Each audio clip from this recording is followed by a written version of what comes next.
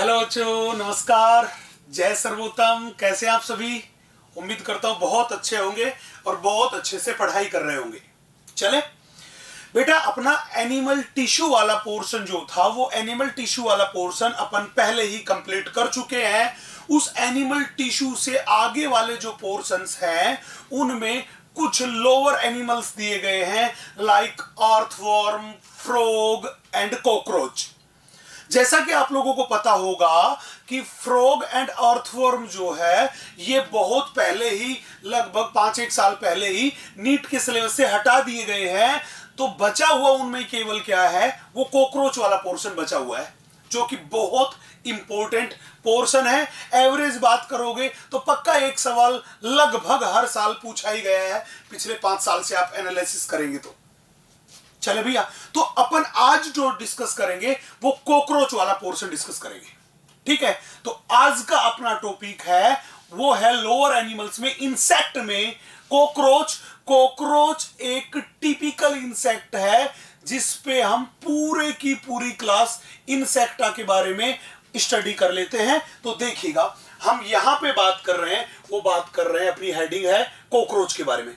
चले, तो सबसे पहला सवाल जो दिमाग में आएगा वो सवाल ये आएगा कि सर कॉकरोच जो होता है, ये कॉकरोच कौन से फाइलम का मेंबर है, कौन सी क्लास का मेंबर है, इस कॉकरोच का कलर कैसा होता है, ये कॉकरोच जो होता है इसकी बॉडी का साइज कैसा होता है, ये किस तरह के हैबिटेट में रहता है। तो ये कई सारे सवाल दिमाग में आएंगे। तो सबसे पहले हम इन जनरल क्वेश्चंस के का ही आंसर दे लेते हैं। बहुत ध्यान से देखिएगा बच्चे, यहां पे देखिए। सबसे पहले बात किया जाए कि कॉकरोच कौन से फाइलम का मेंबर है। मैंने अभी आपको बताया कि कॉकरोच एक इंसेक्ट है और इंसेक्ट जो होते हैं उनको रखा गया फाइलम आर्थ्रोपोडा में। हमने बोला था कि जो टोटल लिविंग ऑर्गेनिज्म है उन टोटल लिविंग ऑर्गेनिज्म के 2/3 पार्ट से भी ज्यादा मेंबर अकेले कौन से फाइलम में है, फाइलम आर्थ्रोपोडा में। इसलिए फाइलम आर्थ्रोपोडा को बोला था लार्जेस्ट फाइलम। हाँ कि ना, हाँ कि ना। तो ये फाइलम आर्थ्रोपोडा है। इस फाइलम आर्थ्रोपोडा में ही एक क्लास आती है जिसका नाम है इंसेक्टा, और उस क्लास इंसेक्टा का मेंबर है अपने पास कॉकरोच। चले भैया, अब अगला सवाल था कि कॉकरोच का कलर कैसा होता है। बेटा, कॉकरोच जो होते हैं जनरली उनका कलर ब्राउन और ब्लैक होता है। कैसा कलर होता है? ब्राउन और ब्लैक कलर होता है। लेकिन हमारे जो ट्रॉपिकल रीजन्स हैं उन ट्रॉपिकल रीजन में और डिफरेंट कलर के कॉकरोच प्रेजेंट होते हैं, लाइक ब्राइट येलो कलर के कॉकरोच भी होते हैं, रेड कलर के कॉकरोच भी होते हैं और ग्रीन कलर के भी कॉकरोच मिलते हैं। कहां पे वो मिलते हैं? अपन इन ट्रॉपिकल रीजन्स। चले भैया, हमारे यहां मेनली कैसे ब्लैक और ब्राउन कलर के, ट्रॉपिकल एरियाज में बात करके चले तो ब्राइट येलो कलर के, रेड कलर के और ग्रीन कलर के कॉकरोच भी क्या होते हैं? प्रेजेंट होते हैं। अब सवाल था कि सर कॉकरोच की बॉडी का साइज क्या होता है। बेटा, कॉकरोच की बॉडी का साइज है 1/4 इंच, मतलब 0.25 इंच से लेकर 3 इंच तक का है। 0.25 इंच से लेकर कितने इंच तक का है बेटा? वो लगभग 3 इंचेस तक का है। हाँ कि ना। अब इन इंचेस को हमने सेंटीमीटर में कन्वर्ट किया तो हमारे पास साइज कितना आया? साइज आया अपने पास 0.6 से लेके 7.6 सेंटीमीटर साइज होता है किसका? कॉकरोच का। हाँ कि ना। अब ये कॉकरोच जो होते हैं, ये कॉकरोच नॉकटर्नल एनिमल है। तो टर्म आई अपने पास नॉकटर्नल। नॉकटर्नल का मतलब क्या होता है? बेटा, एनिमल्स को ब्रॉडली हमने 2 कैटेगरीज में डिवाइड कर दिया। एक कर दिया डाइअर्नल, ऐसे एनिमल्स जो अपने फूड एंड मैटिंग पार्टनर की सर्चिंग में दिन के टाइम पे बाहर निकलते हैं, उनको बोलते हैं डाइअर्नल एनिमल्स। एक वो एनिमल जो फूड एंड मैटिंग पार्टनर की सर्चिंग में नाइट के टाइम में बाहर निकलते हैं, जैसे आउल है, वो एक नॉकटर्नल एनिमल है। तो ये वो एनिमल है जो कब दिखाई देंगे? ज्यादा रात के टाइम दिखाई देंगे, दिन के टाइम दिखाई नहीं देंगे। इसलिए हमने इनको क्या बोला? नॉकटर्नल। दूसरा टर्म है ओमनीवोरस। ओमनीवोरस का मतलब हर्बीवोरस, वो जो हर्ब्स को, घास फूस को खाता है। चले भैया, अपने पास कार्निवोरस, वो जो फ्लैश और मीट खाता है। ओमनीवोरस, ओमनीवोरस वो एनिमल जो सब कुछ खाता है। हाँ कि ना। तो ध्यान रखना, कॉकरोचेज जो होते हैं वो नाइट के टाइम में बाहर निकलते हैं, इसलिए बोल दिया नॉकटर्नल। ओमनिवोरस, सब चीज खाते हैं, वो मीट और फ्लैश भी खा सकते हैं, वो अपने पास हर्ब्स वगैरह भी खा सकते हैं, वो फ्रूट्स वगैरह भी खाते हैं। चले, एंड ये कॉकरोच जो होते हैं, ये कॉकरोच किस जगह पे मिलते हैं? बेटा आपने नोटिस किया होगा, ये कॉकरोच जनरली हमारे घर में रहते हैं, वो स्टोर रूम में रहते हैं, और स्टोर रूम ऐसा एरिया था जहां पे हल्का सा अंधेरा रहता है, पहली बात। दूसरा, वहां नमी वगैरह होती है, हाँ कि ना? तो ध्यान रखना, एनसीईआरटी ने क्लियर लाइन लिखी है कि ये कैसे प्लेस पे होते हैं, ये अपने पास डैम्प प्लेसेस पे होते हैं। और ये डैम्प प्लेसेस अपने पास कैसा होता है बेटा? ये अपने पास होता है मॉइस्ट रीजन। कैसा होता है? Moist region. यस कि नो? हाँ कि ना? तो ध्यान रखना, जब भी बोले कॉकरोच के बारे में, तो कॉकरोच जो अपने पास है वो नॉकटर्नल एनिमल है, ओमनिवोरस एनिमल है, एंड कैसे प्लेसेस पे? डैम्प प्लेसेस पे रहता है, थ्रू आउट द वर्ल्ड, पूरे के पूरे वर्ल्ड में होता है। उसके अलावा बात करें तो कॉकरोच में फ्लाइटिंग की एबिलिटी जो होती है वो होती है बहुत कम, इसलिए कॉकरोच को बोलते हैं फास्ट रनिंग एनिमल। क्या बोलते हैं? Fast running animal. इसलिए मैंने बोला ये अपने पास क्या है? ये अपने पास है फास्ट रनिंग एनिमल। क्यों? क्योंकि ये वो एनिमल्स थे जिनमें फ्लाइटिंग की एबिलिटी बहुत कम थी। अब सवाल था कि सर कॉकरोच जो है अपने पास, ये बहुत फास्ट रनिंग एनिमल है, इनमें फ्लाइटिंग की एबिलिटी नहीं होती, तो क्या इनमें विंग्स नहीं होते?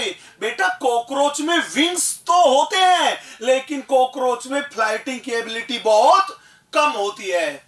चलो भैया मैं आगे, हाँ कि ना? तो ये जो बात मैंने इतनी सी बताई है, इस बात को आप नोट कर लीजिए, फिर अपना आगे मूव करते हैं। चलो मैं आगे देखिए।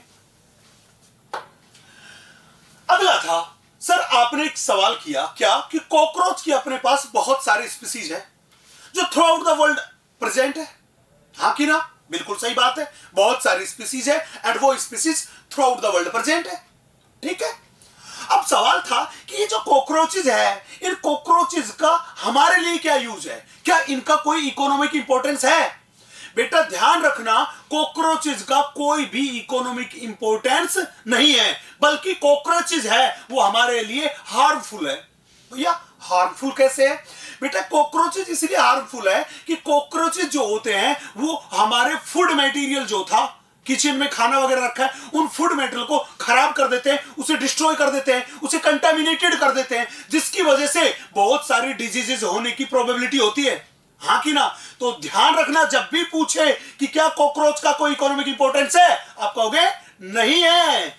क्यों? क्योंकि कॉकरोच जो होते हैं वो हमारे फूड मेटल को कंटामिनेट करते हैं, उसे डिस्ट्रॉय करते हैं, जिससे बहुत सारी डिजीजेस होने की प्रोबेबिलिटी है, हाँ कि ना? इसलिए कॉकरोच जो है इसको एक पेस्ट बोला जाता है। क्या बोला जाता है? पेस्ट।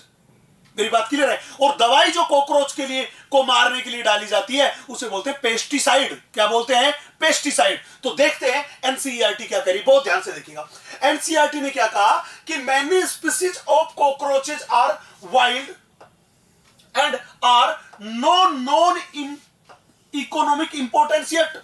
तो वर्ड क्या बोला? नो, मतलब अभी तक इनका कोई भी इकोनॉमिक इंपोर्टेंस हमें नहीं पता है। हमारे लिए कैसे थे? हार्मफुल। कैसे थे? तो दे आर पेस्ट्स। क्या बोला है? कैसे पेस्ट हार्मफुल है? Because they spoil food and contaminate it with their smelly excreta, हाँ कि ना? कि जो खाना रखा रहेगा वहां कॉकरोच आएगा और वहां पे वो अपना एक्सक्रीटा छोड़ जाएगा, और उस एक्सक्रीटा की वजह से डिफिकेशन, जो उसका फीकल मटेरियल है, उस फीकल मटेरियल की वजह से हमारा फूड जो था वो पूरा का पूरा खराब हो जाएगा, कंटामिनेट हो जाएगा। इसलिए हम इसको क्या बोलते हैं? इसलिए कॉकरोच को मानते हैं एक पेस्ट, और उसकी वजह से कई सारी डिजीज होने के चांस है। इसीलिए एनसीईआरटी ने लिखा they can transmit a variety of bacterial disease by contaminating food material, हाँ कि ना? तो कहने का मतलब कि कॉकरोच जो होता है वो हमारे लिए हार्मफुल है, इसलिए उसको बोला पेस्ट। क्यों? क्योंकि वो अपने एक्सक्रीटा से हमारे फूड मेटेरियल को कंटामिनेट कर देता है, उसे डिस्ट्रॉय कर देता है, जिससे कई सारी बैक्टीरियल डिजीज होने की प्रोबेबिलिटी रहती है। इसीलिए हमने कहा कि इस कॉकरोच का कोई भी इकोनॉमिक इंपॉर्टेंस नहीं है, बल्कि क्या है, ये हार्मफुल। इसीलिए इसको हमने बोल दिया कि कॉकरोच एक पेस्ट है। चले, इतनी सी बात नोट कीजिए। हाँ जी, चलूं मैं आगे। अब देखिए, अभी तक हम लोगों ने कॉकरोच के बारे में कुछ जनरल डेटा, जनरल जो बातें थी उनको डिस्कस किया। अब सवाल अपने पास बड़ा निकल के आया कि सर इस कॉकरोच की स्ट्रक्चर कैसी होती है, इसकी मॉर्फोलॉजी कैसी होती है, बाहर से कैसा अपीयर हो रहा है। हाँ कि ना? करें अपन बात, बहुत ध्यान से देखिए। अगली हेडिंग है मेरे पास मॉर्फोलॉजी। अपन यहां बात करेंगे कॉकरोच की मॉर्फोलॉजी। अब बेटा मैंने आपको बताया था कि कॉकरोच वर्ल्ड वाइड होता है और कॉकरोच की बहुत सारी स्पीसीज है। तो अपने पास सबसे कॉमन स्पीसीज है जिस पे हम स्टडी करेंगे, उसी का डेटा अपन पूरा का पूरा डिस्कस करेंगे। वो स्पीसीज कोई और नहीं, उसका नाम है पेरिप्लेनेटा अमेरिकाना। तो जब भी पूछे कि बताओ कॉकरोच की मोस्ट कॉमन स्पीसीज कौन सी है, तो आप क्या बताओगे? पेरिप्लेनेटा अमेरिकाना। ये कॉकरोच की मोस्ट कॉमन स्पीसीज है। और इस पेरिप्लेनेटा अमेरिकाना का बॉडी का साइज जो होता है वो होता है लगभग 34 से 53 mm। कितना लॉन्ग होता है? 34 से 53 mm, या मैं कहूं ये लगभग 3.4 से 5.3 सेंटीमीटर लॉन्ग होता है। कितना लॉन्ग होता है भैया? 3.4 से 5.3 सेंटीमीटर लॉन्ग होता है। हमने जनरल बात की थी जब बताया था कि कॉकरोच की बॉडी का साइज कितना होता है। हमने बताया था वो लगभग 0.6 से लेके 7.6 सेंटीमीटर लॉन्ग होता है। हाँ कि ना? तो पेरिप्लेनेटा अमेरिकाना कितना लॉन्ग है?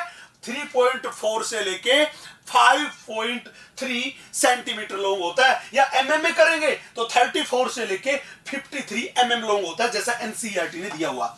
ये साइज जो हम बता रहे हैं वो किसका बता रहे हैं? एक एडल्ट पेरिप्लेनेटा अमेरिकाना का साइज है। किसका? एक एडल्ट पेरिप्लेनेटा अमेरिकाना का साइज है। हाँ कि ना? अब ये जो मेरे पास कॉकरोच होता है, ये कॉकरोच होता है बेटा यूनिसेक्सुअल, मींस मेल कॉकरोच अलग और फीमेल कॉकरोच अलग। अब हमने एक चीज नोटिस की कि हम दूर से देख के ही बता सकते हैं कि ये मेल कॉकरोच है कि फीमेल कॉकरोच। कैसे बता सकते हैं?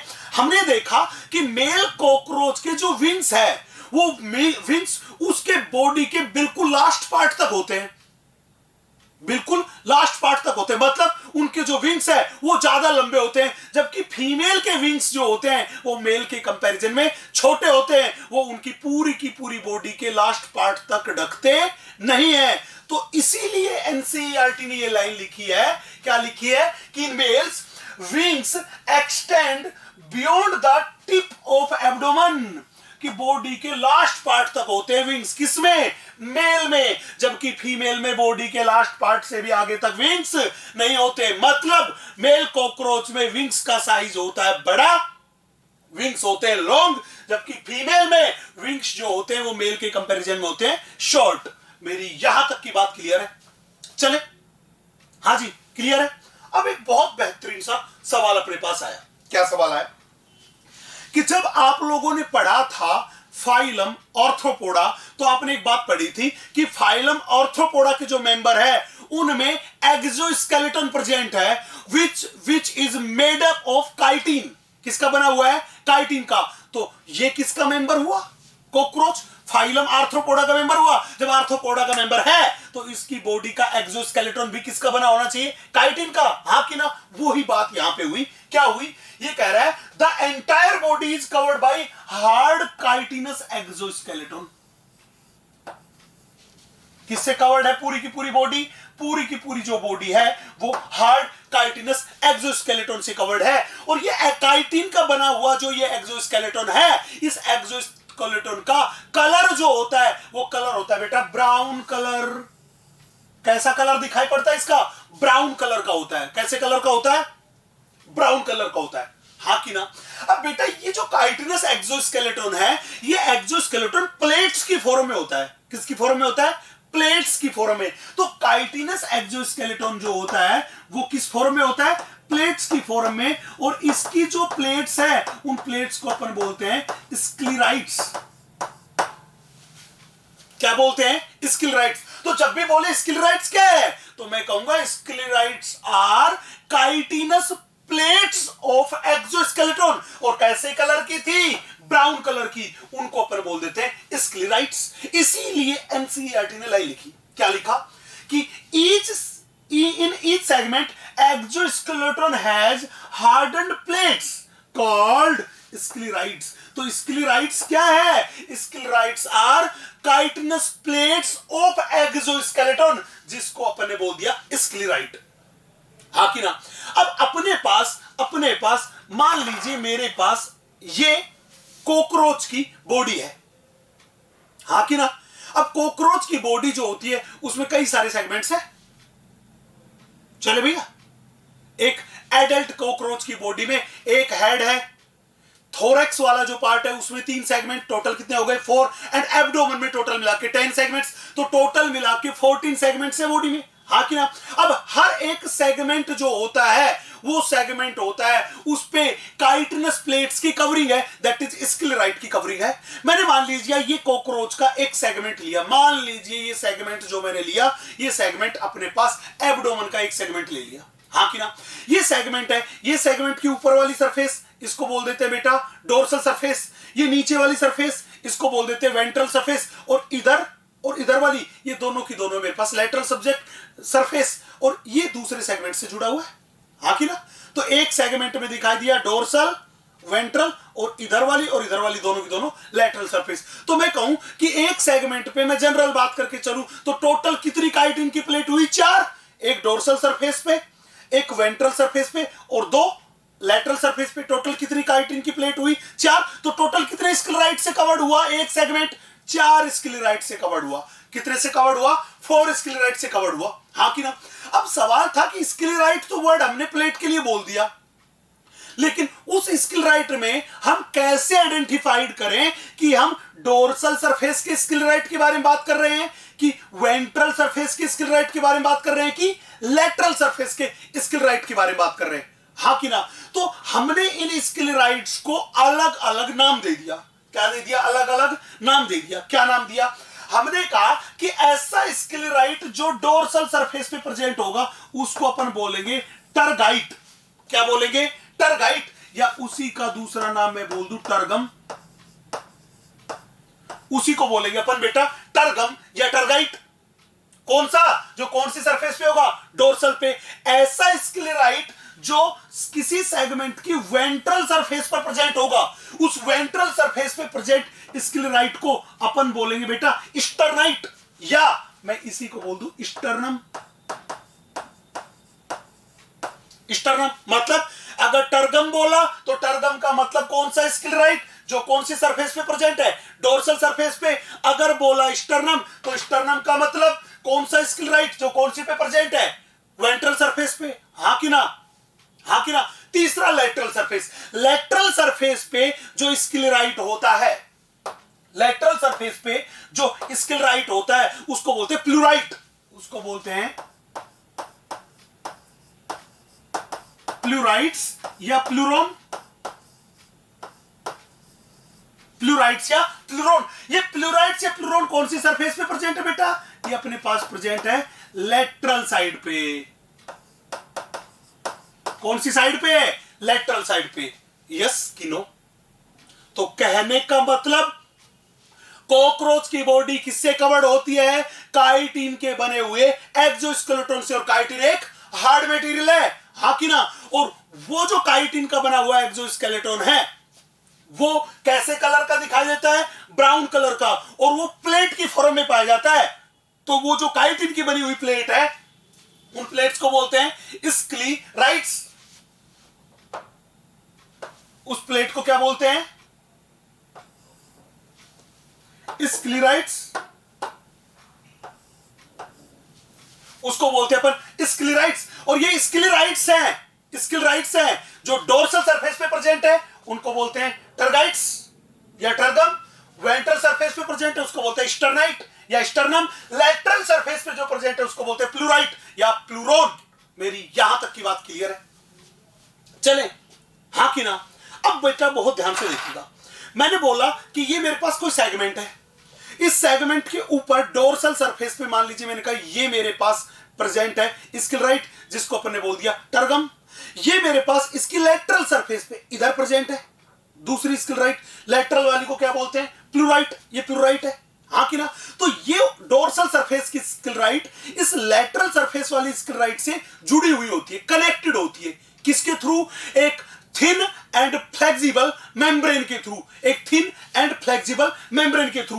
तो दो स्क्लेराइड्स को आपस में कनेक्ट करने वाली जो थिन एंड फ्लेक्सिबल मेम्ब्रेन है, उस मेम्ब्रेन को बोलते बेटा आर्टिक्यूलर मेम्ब्रेन या आर्थ्रोडियल मेम्ब्रेन।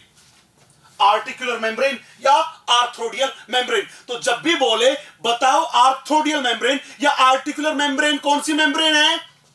ये एक थिन एंड फ्लेक्सिबल मेम्ब्रेन है जो क्या काम करती है?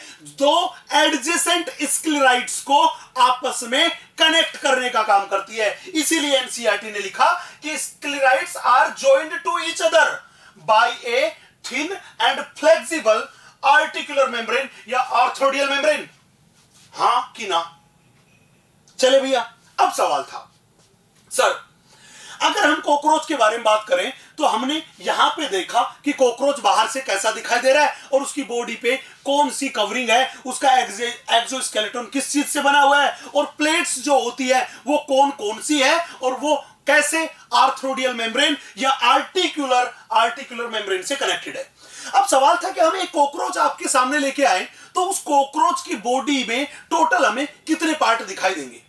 बेटा आप लोग एनिमल टैक्सोनॉमी में ऑलरेडी पढ़ चुके हैं कि ऑर्थ्रोपोडा के जो एनिमल्स हैं उनमें मेटामेरिक सेगमेंटेशन प्रेजेंट होता है, मतलब उसकी बॉडी सेगमेंट्स में डिवाइडेड होती है। कॉकरोच की बॉडी में ब्रॉडली अपने 3 पार्ट्स दिखाई देंगे। कौन सा? सबसे पहला पार्ट हेड, दूसरा पार्ट थोरैक्स एंड तीसरा पार्ट एब्डोमेन, हाँ कि ना? इसीलिए एनसीईआरटी ने लिखा the body of cockroach is segmented. क्यों? क्योंकि मेटामेरिक सेगमेंटेशन क्या होता है? Present and divisible into 3 distinct regions. सबसे पहला किसमें? हेड, दूसरा कौन सा? थोरैक्स एंड तीसरा कौन सा?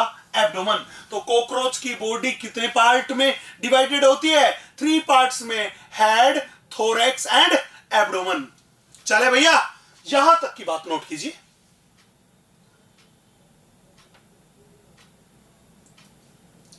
किया? चले, तो अब हम कॉकरोच की बॉडी के सबसे पहले पार्ट के बारे में बात करते हैं। उस पार्ट को अपन बोलते हैं हेड। क्या बोलते हैं? हेड। देखिए, सबसे पहले हम बात करते हैं वो कॉकरोच की बॉडी के सबसे पहले पार्ट के बारे में बात करते हैं, वो बात करते हैं हेड के बारे में। चले भैया, बेटा ये जो हेड होता है, ये हेड एक ट्राइएंगुलर स्ट्रक्चर है। कैसी स्ट्रक्चर है? हेड एक ट्राइएंगुलर स्ट्रक्चर है। मैं आपको बता दूं कि कॉकरोच का जो एम्ब्रियो था, मैंने लिखा यहां पे इन एम्ब्रियो, कॉकरोच का जो एम्ब्रियो था उस एम्ब्रियो में हेड जो था, उस हेड में होते बेटा 6 सेगमेंट्स। टोटल कितने नंबर ऑफ सेगमेंट्स कितने होते हैं? टोटल अपने पास होते हैं यहां पे वो बेटा 6 सेगमेंट्स होते हैं। किसमें? कॉकरोच के एम्ब्रियो में। हेड का एम्ब्रियो जो होता है, उस एम्ब्रियो का हेड जो होता है उसमें कितने सेगमेंट्स होते हैं? 6 सेगमेंट्स होते हैं। लेकिन अगर हम कॉकरोच के एडल्ट को देखें तो कॉकरोच के एडल्ट जो एनिमल था, उस एडल्ट कॉकरोच का हेड जो होता है उसमें ओनली कितना सेगमेंट? केवल और केवल 1 सेगमेंट है। मतलब इन एडल्ट कितने सेगमेंट? उसमें ओनली 1 सेगमेंट। तो सवाल यह था कि यार एम्ब्रियो में तो 6 सेगमेंट थे, जबकि एडल्ट में कितना है? केवल 1। तो इसका मतलब यह हुआ कि जब एम्ब्रियो जो था, उस एम्ब्रियो से जब बाद में एडल्ट बना तो एम्ब्रियो के ये 6 के 6 सेगमेंट जो थे, ये 6 के 6 सेगमेंट आपस में क्या हो गए? फ्यूज। हमने बोला ये 6 के 6 सेगमेंट्स जो थे ये क्या हो गए? फ्यूज। जब ये 6 के 6 सेगमेंट फ्यूज हो गए तो उन्होंने क्या बना लिया? 1 सेगमेंट। क्या बना लिया? 1 सेगमेंट, हाँ कि ना? हाँ कि ना? तो इसीलिए ध्यान रखना, इसीलिए कहते हैं कि ऑल 6 सेगमेंट्स ऑफ हेड वो क्या हो गए बेटा? फ्यूज हो गए। फ्यूज हो गए कौन सी स्टेज में? एडल्टहुड स्टेज में। इसलिए एडल्ट में head is made up of single segment. Single segment, yes कि नो? हाँ कि ना? तो हेड का फॉर्मेशन किससे हुआ? हेड का फॉर्मेशन एम्ब्रियो के 6 सेगमेंट के फ्यूजन से हुआ। जब 6 अलग अलग सेगमेंट्स थे तो उनमें अलग अलग स्क्लेराइट्स थे। अब जब एक ही सेगमेंट बन गया, एक ही सेगमेंट बन गया एडल्ट में, तो मैंने कहा कि सारे के सारे स्क्लेराइट भी आपस में क्या हो गए होंगे? फ्यूज हो गए होंगे।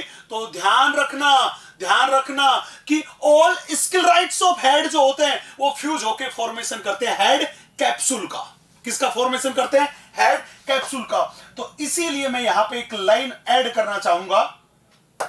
आप देखिएगा मैं लाइन ऐड कर रहा हूं कि all sclerites of head are fused to form head capsule. Fuse to form head capsule. किसने किया हेड कैप्सूल का फॉर्मेशन? हेड पे प्रेजेंट जितने भी स्क्लेराइट्स थे उन्होंने सबने मिलके फॉर्मेशन किया। किसका? हेड कैप्सूल का। चलो भैया हम आगे, यहां तक की बात में कोई दिक्कत नहीं है। अब मैं बात बताता हूं आपसे कि एनसीईआरटी जो है वो एनसीईआरटी क्यों कह रही है और कैसे कह रही है। ध्यान से देखिएगा। आप मान लीजिए कि मेरे पास ये कॉकरोच है। ये जो मेरे पास मार्कर है ये कॉकरोच है और ये इस कॉकरोच की बॉडी एक्सिस है। क्या है? Body axis. मेरे पास ये जो है ये है कॉकरोच का हेड। क्या है? कॉकरोच का हेड। अब हमने क्या देखा कि ये कॉकरोच का हेड जो होता है ये कॉकरोच की बॉडी से कुछ ऐसे कनेक्टेड होता है। इधर होता है इसका माउथ, यहां से इधर होता है इसका माउथ इधर, और ये हेड ऐसे कनेक्टेड है। हाँ कि ना? तो बताओ अगर मैं इसको ऐसे करके देखूं तो हेड एंड इस बॉडी के बीच कितना एंगल आ गया? 90 डिग्री का। ये जो एंगल आया दोनों के बीच ये कितना एंगल आ गया भैया? 90 डिग्री का। हाँ कि ना? तो मैं ये कह दूं कि कॉकरोच का हेड जो होता है वो कॉकरोच की ये जो बॉडी एक्सिस है इससे 90 डिग्री के एंगल पे प्रेजेंट होता है। हाँ कि ना? बॉडी की एक्सिस से कितने एंगल पे? 90 डिग्री के एंगल पे प्रेजेंट होता है। और बॉडी की एक्सिस है, कौन सी एक्सिस है? Longitudinal axis. तो मैं ये बोल दूं कि कॉकरोच का जो ट्राइएंगुलर हेड होता है वो हेड कॉकरोच की बॉडी की लॉन्गिट्यूडिनल एक्सिस से कितने एंगल पे प्रेजेंट है? 90 डिग्री के एंगल पे प्रेजेंट है। हाँ कि ना? मेरी यहां तक की बात में कोई दिक्कत नहीं है भाई? मैं आगे चलूं तो बहुत ध्यान से देखिएगा। एनसीईआरटी ने ऐसा ही लिख रखा है। सबसे पहले बात ये याद रखनी है, हेड कैसा है? ट्राइएंगुलर। एम्ब्रियो के हेड में कितने सेगमेंट थे? 6। एडल्ट में क्या हुआ? 6 के 6 सेगमेंट फ्यूज हो गए। कितना सेगमेंट बचा? एक सेगमेंट। तो मैंने कहा जब सारे सेगमेंट फ्यूज हुए तो उनके स्क्लेराइट भी सारे क्या हो गए? फ्यूज। इसीलिए हमने कहा कि हेड के सारे स्क्लेराइट फ्यूज होके किसका फॉर्मेशन करते हैं? हेड कैप्सूल का फॉर्मेशन करते हैं। हाँ कि ना? नेक्स्ट, अपने पास अगली जो बात आई वो अगली बात ये आई कि हेड की लोकेशन क्या है। इसलिए लिखा कि head lies anteriorly at right angle to longitudinal body axis. मैंने अभी बताया कि उसकी बॉडी एक्सिस जो थी उससे कितने एंगल पे था? Right angle. और राइट एंगल का मतलब कितने डिग्री पे? 90 डिग्री के एंगल पे प्रेजेंट था। और जब हेड बॉडी एक्सिस से 90 डिग्री के एंगल पे होता है तो इस कंडीशन को अपन बोलते हैं बेटा हाइपोग्नेथस कंडीशन।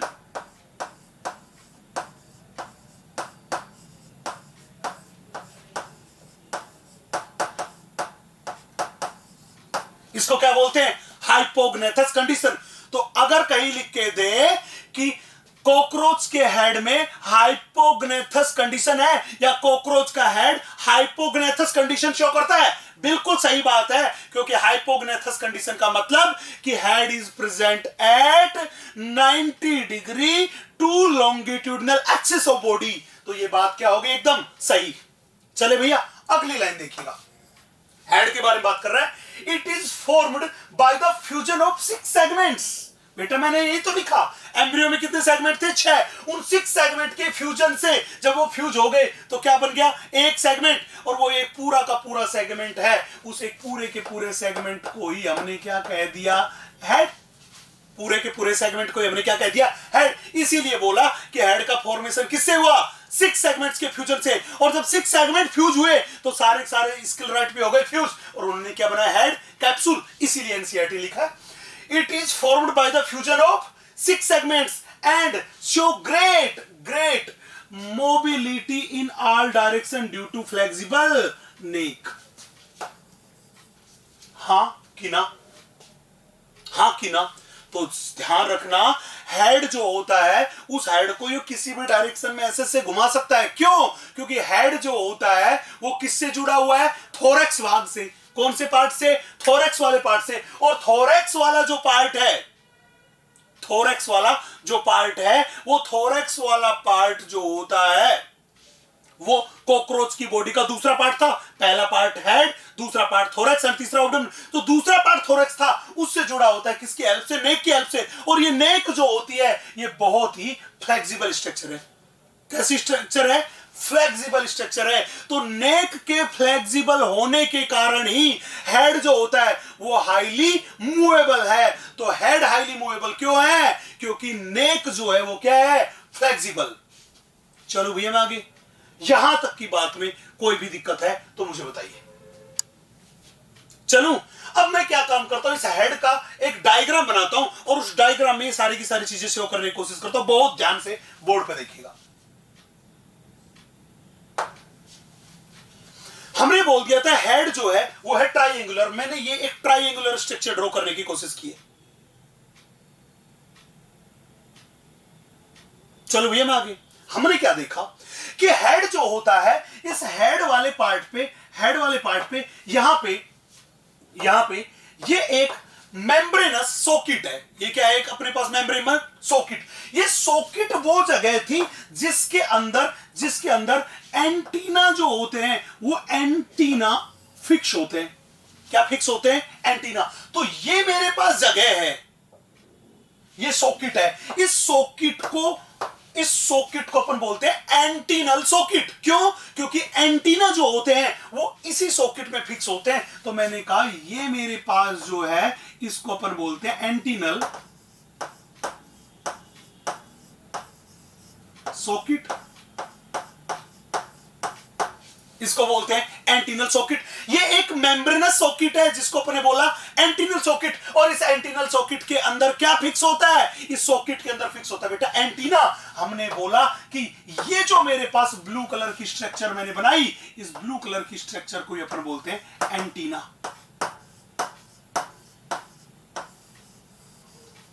ब्लू कलर की जो स्ट्रक्चर है ये मेरे पास क्या है? मेरे पास है एंटीना। हाँ कि ना? आप यहां पे देख सकते हैं कि एंटीना एंटीनल सॉकेट में है और हेड वाले पार्ट में टोटल मिला के कितने एंटीना? 2, 1 and 2 मतलब 1 पेयर। इसलिए मैंने बोला ये एंटीना जो होते हैं ये कितने होते हैं बेटा? ये मेरे पास होते हैं बेटा 1 पेयर। चले दूसरी चीज, ये जो एंटीना जो अपने को दिखाई दे रहे हैं, ये एंटीना जो होते हैं, ये एंटीना भी थ्रेड लाइक स्ट्रक्चर है और ये एंटीना भी हाईली मूवेबल है। कॉकरोच इनको दाएं बाएं घुमा सकता है। हाँ कि ना? तो इसलिए मैंने कहा ये एंटीना जो होते हैं ये कैसे होते हैं? Thread like structure. Next, highly movable.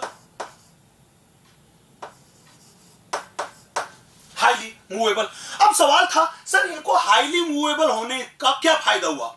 बेटा ये जो मेरे पास एंटीना है, ये एंटीना एक सेंसिटिव स्ट्रक्चर है। क्यों? क्योंकि इसमें सेंसरी रिसेप्टर प्रेजेंट है। ये इसको बाहरी एनवायरनमेंट के बारे में अवेयर कराने का काम करते हैं। किसके बारे में अवेयर कराने का काम करते हैं? बाहरी एनवायरनमेंट के बारे में अवेयर कराने का काम करते हैं। जैसे इसको टच के बारे में, टेम्परेचर के बारे में, प्रेशर के बारे में, वाइब्रेशन के बारे में, सबके बारे में कौन अवेयर कराता है? वो अवेयर कराता है एंटीना। तो इसीलिए मैंने बोला कि एंटीना किस चीज के लिए सेंसिटिव है? Sensitive for touch, temperature, pressure, vibration etcetera के लिए क्या हो गए? सेंसिटिव। इसलिए मैं कह दूं कि एंटीना एक सेंसिटिव स्ट्रक्चर है। क्यों? क्योंकि उसमें सेंसरी रिसेप्टर प्रेजेंट है।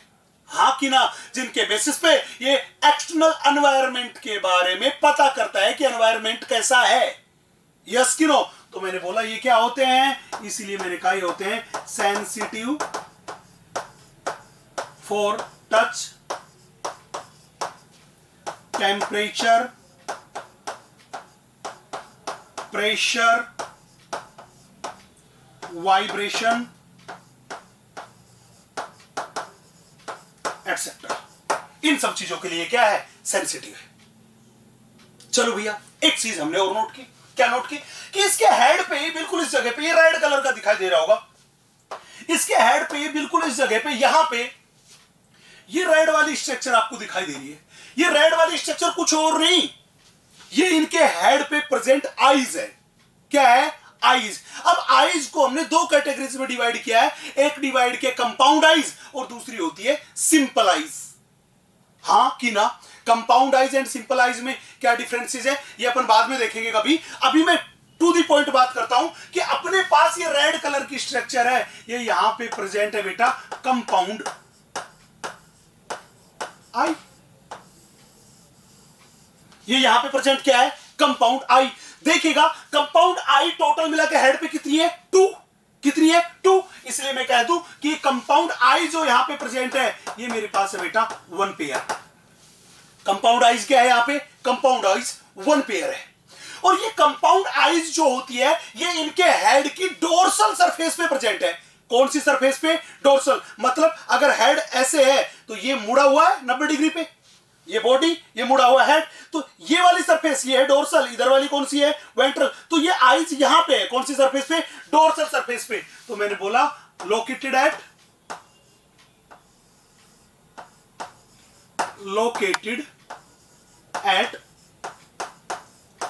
Dorsal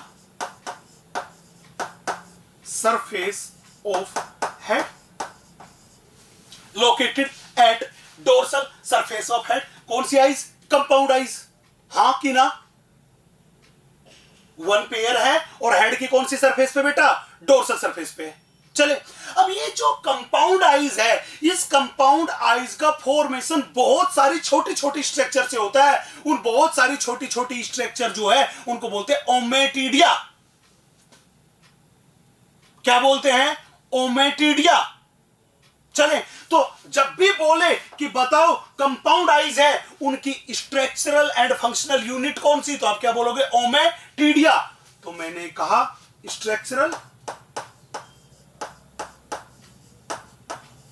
and functional unit of eye बराबर क्या बेटा? ओमेटिडिया। कौन सी स्ट्रक्चर है? ओमेटिडिया, जो कि कंपाउंड आईज की स्ट्रक्चरल एंड फंक्शनल यूनिट है। अगर बच्चे बात करें तो एक टोटल कितनी कंपाउंड आईज? 2। एक कंपाउंड आई में प्रेजेंट होती है लगभग 2000 ओमेटिडिया। कॉकरोच की एक कंपाउंड आई में कितनी है? लगभग 2000 ओमेटिडिया। और ये ओमेटिडिया कैसी है? ये अपने पास है हेक्सागोनल। कैसी दिखाई देती है? हेक्सागोनल। इसीलिए मैंने लिखा ये मेरे पास कैसी है? ये अपने पास है हेक्सागोनल स्ट्रक्चर।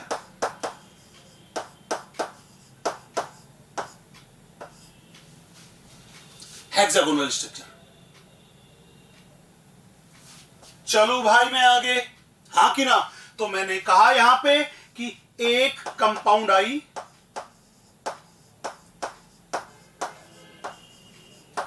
बराबर कितने ओमेटिडिया? लगभग 2000 ओमेटिडिया।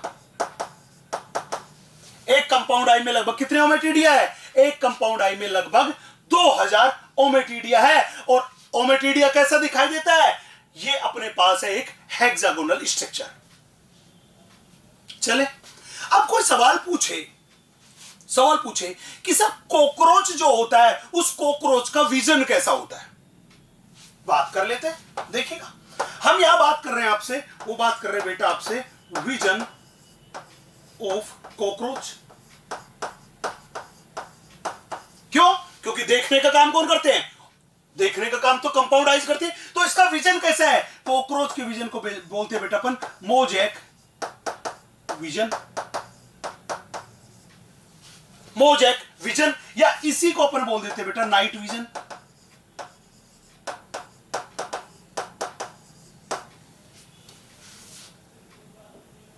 मोजेक विजन या इसी विजन को हम बोल देते हैं बेटा कौन सा vision? Night vision. Mosaic vision या इसी विजन को हम क्या बोल देते हैं? Night vision. अब ये मोजेक विजन, इसकी खास बात क्या है बच्चे? इस मोजेक विजन की सबसे खास बात यह है कि ये मोजेक विजन जिनमें भी होगा उनकी आईज जो है वो सेंसिटिविटी बहुत ज्यादा शो करेगी, हाईली क्या होगी? सेंसिटिव। लेकिन उनकी रिजोल्यूशन जो होगी, जो क्लियरिटी आएगी, वो आएगी कम। मतलब मोजेक विजन वो था जिसमें सेंसिटिविटी वो तो थी बेटा बहुत ज्यादा, ऊपर की साइड एरो का मतलब बहुत ज्यादा, लेकिन उसकी रिजोल्यूशन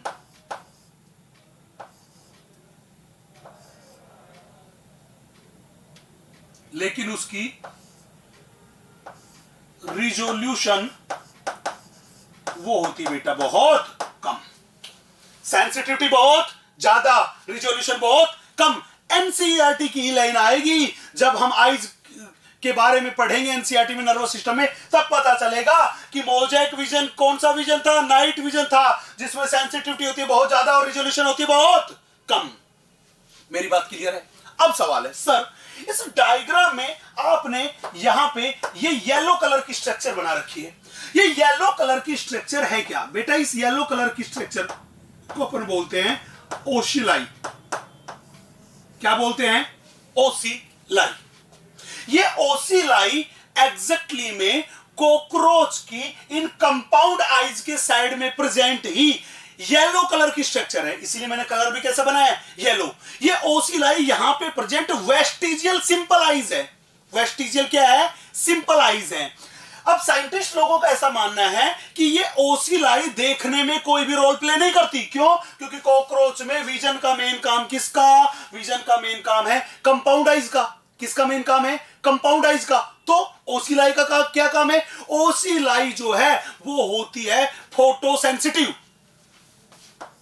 ये क्या होती है बेटा अपने पास? ये अपने पास है फोटो सेंसिटिव स्ट्रक्चर। ये ओसिलाई अपने पास है, ये है अपने पास फोटो सेंसिटिव स्ट्रक्चर। चले, तो मैं ये कह दूं कि कॉकरोच के अगर हेड वाले पार्ट को देखोगे तो कॉकरोच के हेड पे दो टाइप की स्ट्रक्चर्स अपने को अपीयर होगी। पहला तो सेंसरी स्ट्रक्चर है एंटीना, एंड दूसरी सेंसिटिव स्ट्रक्चर जो वेल डेवलप्ड है वो अपने पास है कंपाउंड आइज, जो कि उसके ट्राइएंगुलर हेड पर लोकेटेड होती है। चले भैया? हां चले, डायग्राम बना लीजिए।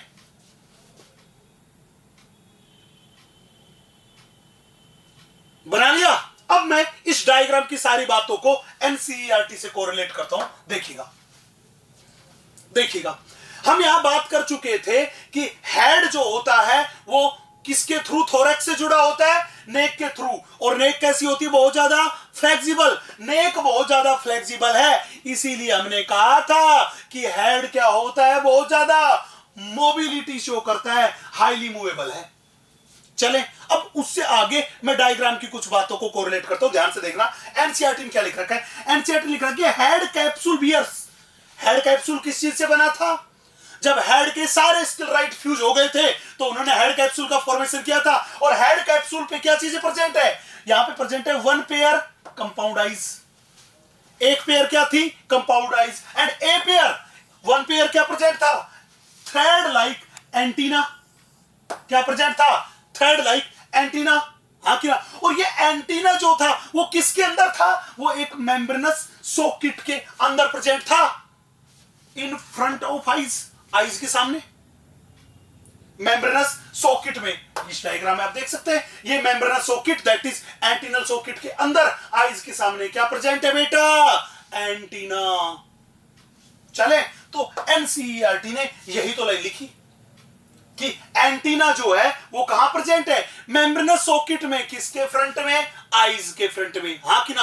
एंटीना क्या था? मैंने बोला था ये एक सेंसिटिव स्ट्रक्चर है जो टच, टेम्परेचर, प्रेशर, वाइब्रेशन के बारे में से अवेयर कराती है, मतलब इस एक्सटर्नल एनवायरनमेंट के बारे में अवेयर कराने का काम करती है। इसीलिए एनसीईआरटी ने लिखा कि एंटीनी हैव सेंसरी रिसेप्टर, तभी तो ये सेंसरी स्ट्रक्चर है जब इसके पास सेंसरी रिसेप्टर है।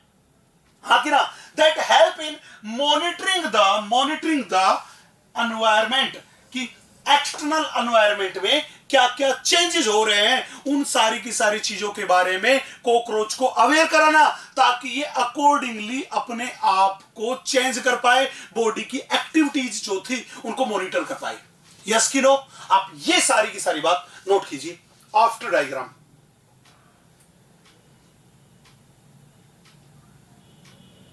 हो गया नोट? चले, अब हमने कॉकरोच की बॉडी का सबसे पहला पार्ट हेड पढ़ लिया।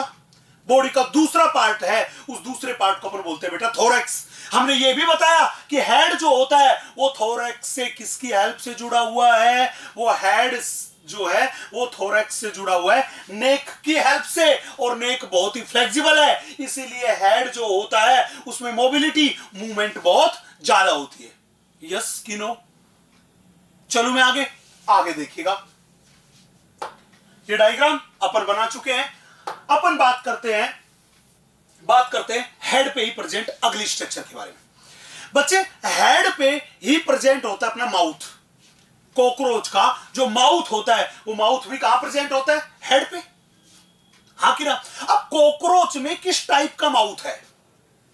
बच्चे, जो इंसेक्ट होते हैं उन इंसेक्ट्स में माउथ का फॉर्मेशन करने वाली जो स्ट्रक्चर है वो तो सेम ही है, लेकिन उनमें कुछ मॉडिफिकेशन हो गया स्पीसीज टू स्पीसीज। इंसेक्ट की अलग अलग स्पीसीज में अलग अलग तरह का मॉडिफिकेशन हो गया। जैसे इंसेक्ट का माउथ है वो है पियर्सिंग एंड सकिंग टाइप का, कि पहले वो हमारी स्किन को पेनिट्रेट करेगा, देन ब्लड की सकिंग करेगा। कॉकरोच का जो माउथ है वो अपने पास है बाइटिंग एंड च्यूइंग टाइप का। हाँ कि ना? हाँ कि ना? तो जब भी पूछे कि माउथ कहां प्रेजेंट होता है, माउथ प्रेजेंट होता है हेड पे। और कॉकरोच का माउथ कैसा है? कॉकरोच का माउथ जो होता है वो अपने पास है बाइटिंग एंड च्यूइंग टाइप का। हाँ कि ना? चले, अगर मेरे पास ये कॉकरोच का हेड है तो हेड का ये वाला पार्ट यहां पे तो प्रेजेंट थी आईज, बिल्कुल ये जो एंड वाला पार्ट है यहां पे, इस वाले पार्ट पे कॉकरोच का माउथ होगा। और माउथ होगा कैसा? बाइटिंग एंड च्यूइंग टाइप का। अब सवाल ये था कि सर ये माउथ जो होता है, इस माउथ का फॉर्मेशन जो होता है वो फॉर्मेशन कैसे होता है? बेटा, माउथ का फॉर्मेशन करने के लिए कई सारे स्ट्रक्चर्स होती है। जैसे एक स्ट्रक्चर है जिसके नंबर है 1, एक होता है लेब्रम। लेब्रम जो होता है, ये लेब्रम बोलते हैं जनरली अपर लिप को। कॉकरोच का जो अपर लिप है उस अपर लिप का फॉर्मेशन किससे होता है? लेब्रम से। या मैं कहूं लेब्रम जो बोला जाता है वो किसका बोला जाता है? अपर लिप को। उसके नंबर कितने? सिंगल, केवल एक ही होता है। नेक्स्ट, फिर उसमें वन पेयर होता है बेटा मैंडिबल। वन पेयर जो होता है उसमें, वो वन पेयर क्या होता है? मैंडिबल। चले, उसके बाद उसमें वन पेयर होता है, वो वन पेयर होता है मैक्सिला। वन पेयर क्या होता है? मैक्सिला। उसके बाद उसमें वन सिंगल वो होता है लेबियम। लेब्रम क्या था? Upper lip. लेबियम जो बोला जाता है वो बोला जाता है बेटा लोअर लिप को। क्या बोला जाता है? लोअर लिप को। तो इस तरह से माउथ वाले पार्ट की पूरी बाउंड्री बन चुकी है। Labrum, upper lip, labium, lower lip, mandible one pair, maxilla one pair. हाँ कि ना? चलो भाई मैं आगे, यहां तक की बात में कोई दिक्कत? हाँ जी, कोई दिक्कत नहीं है ना? चले, अब क्या था? अब इन माउथ वाले पार्ट से सराउंडेड, मैंने बोला मुंह खोला तो ये बक्कल कैविटी जो थी, इस बक्कल कैविटी के अंदर क्या प्रेजेंट? हमारी टंग। तो हमने क्या देखा कि कॉकरोच जो होता है, उस कॉकरोच की भी इस बक्कल कैविटी में एक flexible lobe like structure present होती है, और उस फ्लेक्सिबल लोब लाइक स्ट्रक्चर को क्या बोलते हैं? टंग। और वो टंग जो है उसी को अपन बोलते हैं हाइपोफेरिंक्स। क्या बोलते हैं? हाइपोफेरिंक्स। तो ध्यान रखना, जब भी बोले कि कॉकरोच में जो हाइपोफेरिंक्स है, टंग है, वो कहां प्रेजेंट होती है? आप कहोगे वो बक्कल कैविटी में प्रेजेंट होती है। इसीलिए एनसीईआरटी ने लिख रखा है कि ये जो हाइपोफेरिंक्स है, जो टंग की तरह वर्क कर रही है, ये कहां है? लिख रखा है with in the cavity enclosed bye mouth part. और माउथ पार्ट से जो कैविटी एनक्लोज्ड होती है, उसी को तो बोलते हैं अपन बेटा बक्कल कैविटी। उस कैविटी को ही तो हम बोलते हैं क्या? Buccal cavity.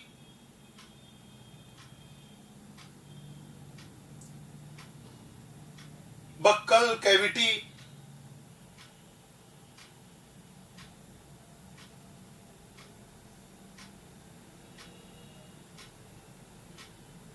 हाँ जी,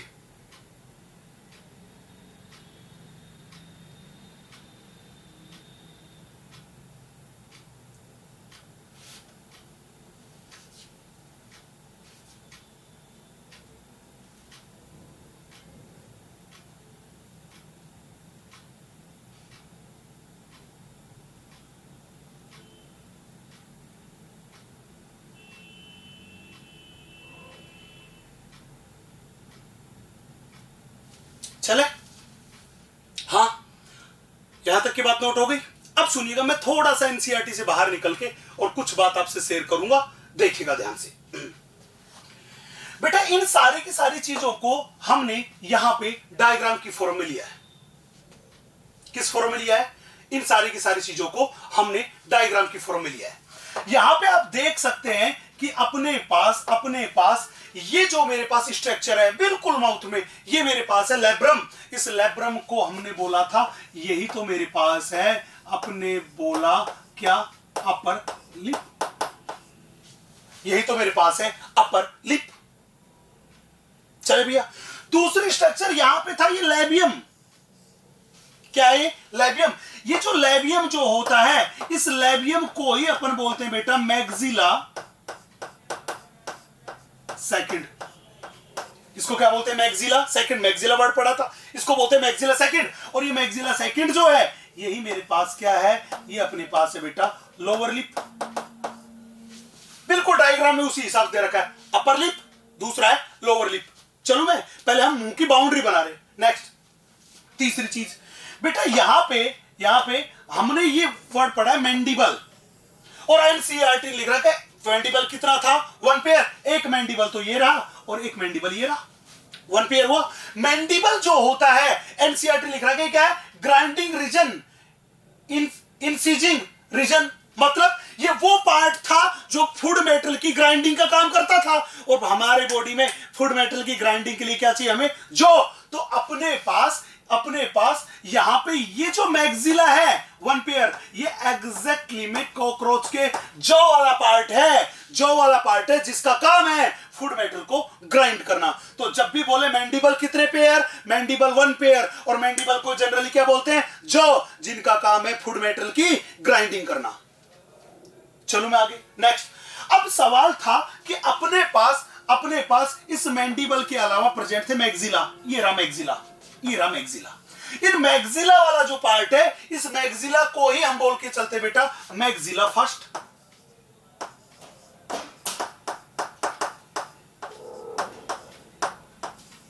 इन्हीं को अपन बोल के चलते मैक्सिला फर्स्ट। ये बोला मैक्सिला सेकंड किसको बोलते हैं? लोअर लिप को, जिसके नंबर क्या होते हैं? 1। जबकि मैक्सिला फर्स्ट बोला जाता है वो इन स्ट्रक्चर को 1 और 2। तो मैक्सिला फर्स्ट जो होते हैं वो कितने होते हैं भैया? ये मैक्सिला फर्स्ट होते हैं, ये अपने पास होते हैं 1 पेयर। मैक्सिला फर्स्ट कितने पेयर होते हैं? मैक्सिला फर्स्ट जो होते हैं वो अपने पास होते हैं 1 पेयर। चले, अब सवाल यही था कि सर ये मैग्जिला फर्स्ट जो था इनका क्या काम था? मैंडिबल तो आपने कह दिया जो है जिसका काम है फूड मेटल की ग्राइंडिंग करना। इन मैग्जिला जो फर्स्ट था, इस मैग्जिला फर्स्ट का क्या काम था? आपको बता दूं कि ये मैग्जिला फर्स्ट एक ब्रश लाइक स्ट्रक्चर है। कैसी स्ट्रक्चर है? ब्रश लाइक स्ट्रक्चर है, जिसका काम है, क्या काम है? एंटीना की एंड बॉडी की क्लीनिंग करना। बॉडी की सरफेस पे, विंग्स पे अगर कोई मटेरियल पड़ा है उसकी क्लीनिंग करना या एंटीना की क्लीनिंग करना। तो मैं ये लिख दूं कि ये मेरे पास क्या है? ये अपने पास है ब्रश लाइक स्ट्रक्चर। अगर कोई पूछे कि इसका काम क्या है तो मैं लिख दूं इसका फंक्शन क्या हुआ? इसका फंक्शन हुआ क्लीनिंग। क्लीनिंग कि डस्ट वाला पार्टिकल, डस्ट वगैरह जो एंटीना पे या विंग्स वगैरह पे जमी हुई है उनको ये साफ करने का काम करते कौन? Maxilla first. तो हमने बोला कि माउथ वाला रीजन है, उसकी ऊपरी पार्ट किससे बना? लैब्रम से, अपर लिप से। नीचे वाला पार्ट किससे बना? लैबियम से, लोअर लिप से। साइड वाले दोनों पार्ट किससे बने? मैंडिबल, जॉ और मैग्जिला फर्स्ट से। हाँ कि ना? तो अब बीच में बिल्कुल उसके सेंटर पार्ट में ही तो अपने पास ये स्ट्रक्चर प्रेजेंट है जिसको अपने बोला हाइपोफेरिंक्स। और ये हाइपोफेरिंक्स किसकी तरह काम कर रही है? ये हाइपोफेरिंक्स काम कर रही है टंग की तरह। हाइपोफेरिंक्स किसकी तरह वर्क कर रही है? ये हाइपोफेरिंक्स वर्क कर रही है, वर्क एज टंग की तरह काम करने का, टंग वाला रोल प्ले कर रही है। यस कि नो? इसीलिए एनसीईआरटी ने बोला है क्या कि हाइपोफेरिंक्स इज एनक्लोज्ड बाय, किससे एनक्लोज्ड होती है? ये एनक्लोज्ड होती है माउथ पार्ट से। कहां प्रेजेंट होती है? इन माउथ पार्ट्स के बीच में जो कैविटी होती है दैट इज बक्कल कैविटी में लोकेटेड होती है। And buccal cavity is enclosed bye mouth parts which is labrum, mandible, maxilla first, maxilla second या लैबियम। चले भैया, यहां तक की बात क्लियर है। ये डायग्राम जो है ये एनसीईआरटी ने बना रखा है, आपको डायग्राम बनाने की जरूरत नहीं है। आप तो केवल थ्योरी में लिख लेना, जहां पे आपने ये लिखा है यहीं पे लिख लेना। लैब्रम 1 पेयर, इसको बोलते हैं अपर लिप। मैंडिबल 1 पेयर, बराबर लिखना ना, जॉ के बराबर में लिखना। इनका काम है ग्राइंडिंग ऑफ फूड। नेक्स्ट फिर आप लिख लेना मैग्जिला 1 पेयर, मैग्जिला के ब्रैकेट में लिखना, इनको बोलते हैं मैग्जिला फर्स्ट जिनका काम है क्लीनिंग करना। लैबियम को लिख देना लोअर लिप, और लोअर लिप के ही ब्रैकेट में लिख देना, इन्हीं को बोलते हैं मैग्जिला सेकंड। नेक्स्ट आप यहां लिख देना हाइपोफेरिंक्स के साथ लिख देना अपने पास टंग। अब ये हाइपोफेरिंक्स है जो टंग है, इस टंग के बेसल पार्ट पे ही सलाइवरी ग्लैंड्स की ओपनिंग प्रेजेंट होती है। तो जब भी कहे बताओ कॉकरोच में सलाइवरी ग्लैंड्स कहां आके ओपन होती है, तो आप कहोगे सलाइवरी ग्लैंड्स कहां आके ओपन होती है? At the basal part of hypopharynx. कहां पे? हाइपोफेरिंक्स के बेसल पार्ट में। तो मैं यहां पे ऐड करता हूं ये लाइन, बहुत ध्यान से देखना। हमने बोला कि 1 pair salivary glands open at basal part of hypopharynx। तो जब भी बोले कि सलाइवरी ग्लैंड कहां के ओपन होती है, तो आप कहोगे सलाइवरी ग्लैंड कितने पेयर? 1 पेयर।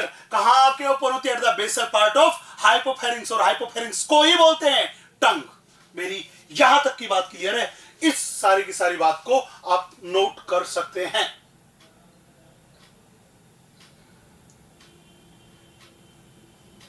चलो भाई मैं आगे।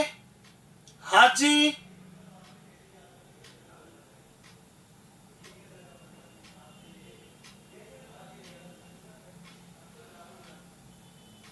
चले नेक्स्ट देखिएगा। नेक्स्ट इनकी बॉडी का दूसरा पार्ट अपने पास आ गया और उस दूसरे पार्ट को बोलते हैं थोरैक्स। क्या बोलते हैं? थोरैक्स। बेटा मैं आपको बता दूं कि कॉकरोच का थोरैक्स वाला पार्ट है, उस थोरैक्स में टोटल मिला के 3 सेगमेंट्स हैं। कितने सेगमेंट्स हैं? 3 सेगमेंट्स। सबसे पहले सेगमेंट जो कि हेड से कनेक्टेड होता है उसको बोलते हैं प्रोथोरैक्स। क्या बोलते हैं? प्रोथोरैक्स। किससे कनेक्ट होता है ये? हेड से। किसकी हेल्प से? नेक की हेल्प से। तो मैंने बोला ये क्या काम करता है? हमने बोला कनेक्ट्स टू हेड थ्रू नेक। नेक की हेल्प से किससे कनेक्टेड है? हेड से कनेक्टेड है। पहली बात। दूसरी बात, दूसरा पार्ट है जो कि मिडिल पार्ट है उसको अपन बोलते हैं मीजोथोरैक्स। क्या बोलते हैं? मीजोथोरैक्स। एंड तीसरा और अंतिम जो पार्ट है उसको बोलते हैं मेटाथोरैक्स। मेटाथोरैक्स वाला जो पार्ट है ये थोरैक्स का पोस्टीरियर पार्ट है जो किससे कनेक्टेड होता है? एब्डोमेन से। किससे कनेक्टेड होता है? एब्डोमेन से। तो मैंने बोला ये किससे कनेक्टेड है? Connected to abdomen. कॉकरोच के एब्डोमेन पार्ट से कनेक्टेड है। तो टोटल मिला के जब भी बात करके चले कि थोरैक्स के कितने पार्ट? 3 पार्ट।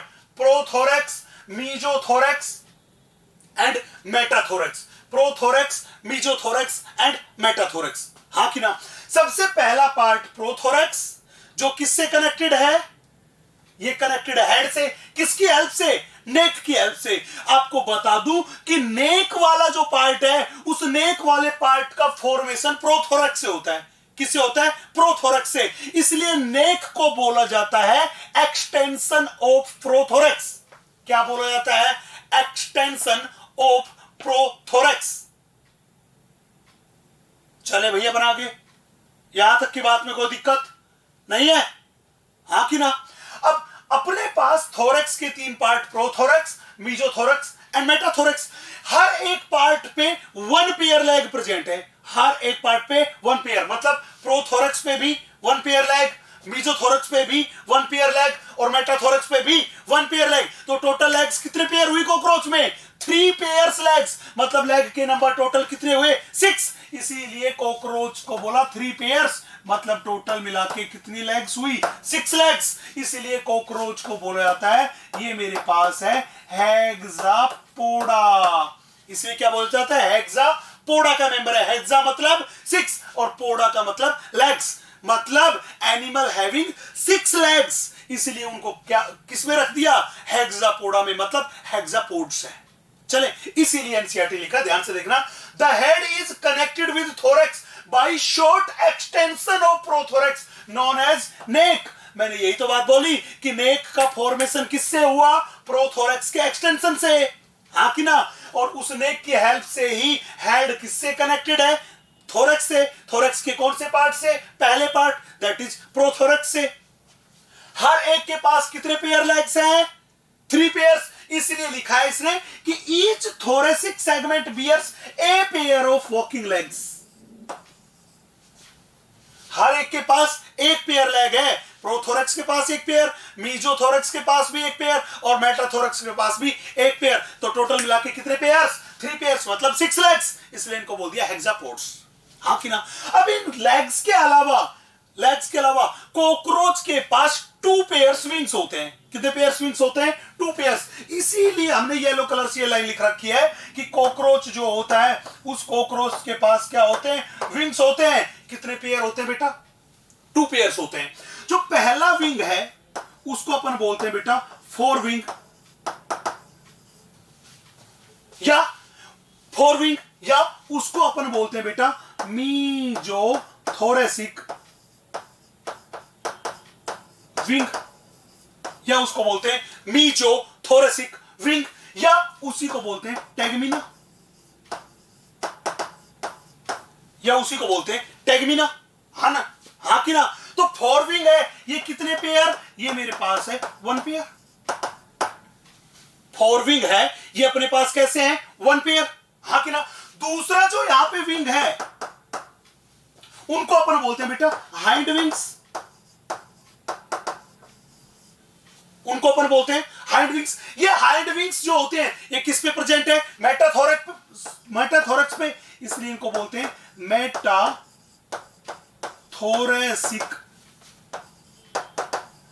विंग्स। इनको बोलते हैं मेटाथोरेसिक विंग्स। और ये मेटाथोरेसिक विंग्स जो होते हैं ये भी कितने पेयर होते हैं? 1 पेयर।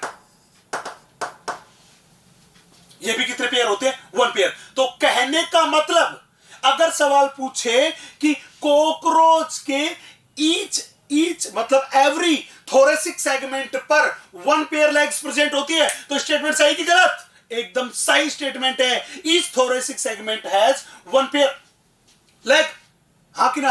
अगर वो कहे कि क्या each thoracic segment has 1 pair wings, तो बात क्या होगी?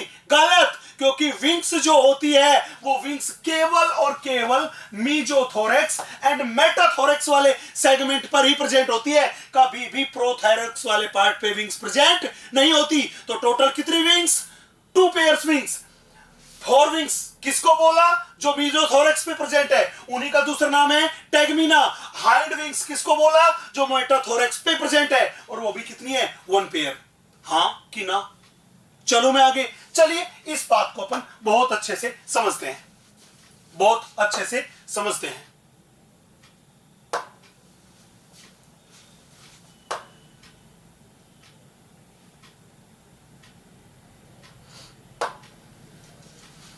चले बेटा, ये अपन ने कॉकरोच का डायग्राम लिया है। इस कॉकरोच के डायग्राम में बहुत सारी बातें मैं पहले ही कर चुका हूं। जैसे मैं आपसे एंटीना के बारे में बात पहले ही कर चुका हूं, मैं आपसे इस हेड वाले पार्ट के बारे में भी बात पहले ही कर चुका हूं, मैं आपसे इन कंपाउंड आईज के बारे में भी बात कर चुका हूं। हाँ कि ना? यहां पे मैंने बता दिया कि थोरैक्स का मिडिल वाला जो होता है उसको अपन बोलते हैं प्रोथोरैक्स।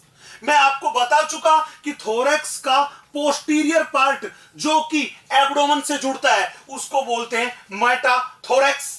हाँ कि ना? मैंने बता दिया था कि कॉकरोच की बॉडी का जो तीसरा पार्ट है उस तीसरे पार्ट को अपन बोलते हैं एब्डोमेन। हाँ कि ना? अब मैंने बोला था कि कॉकरोच में थोरैक्स में टोटल 3 सेगमेंट है, और कॉकरोच की थोरैक्स के हर एक सेगमेंट जो होता है उस पर 1 पेयर लेग्स प्रेजेंट है। तो वो लोग लेग्स जो प्रोथोरैक्स पे प्रेजेंट है उनको बोलते हैं प्रोथोरेसिक लेग्स। कितने पेयर हो गए भैया? 1 पेयर। दूसरा, वो लेग्स जो कॉकरोच के मीजोथोरैक्स पे प्रेजेंट है उनको बोल दिया मीजोथोरेसिक लेग्स। ये भी कितने हैं? ये भी अपने पास है 1 पेयर लेग्स। वो लेग जो कॉकरोच के मेटाथोरैक्स पे प्रेजेंट है उनको बोलते हैं मेटाथोरेसिक लेग्स। मतलब वो भी कितने बेटा अपने पास? 1 पेयर। हाँ कि ना? अब सवाल ध्यान रखना, ये टर्म मेरे पास आई, ये टर्म आई प्रोनोटम। बहुत ध्यान से देखना, प्रोनोटम। ये प्रोनोटम टर्म क्या है बेटा? हमने बोला कि ये जो स्ट्रक्चर मेरे पास है, ये मेरे पास है हेड। कौन सी स्ट्रक्चर है? हेड है। हेड किससे कनेक्टेड है? प्रोथोरैक्स से। किससे कनेक्टेड है? प्रोथोरैक्स से। हाँ कि ना? तो प्रोथोरैक्स वाले पार्ट के ऊपर प्रेजेंट जो काइटिनस कैप्सूल है उसको ही बोलते हैं प्रोनोटम।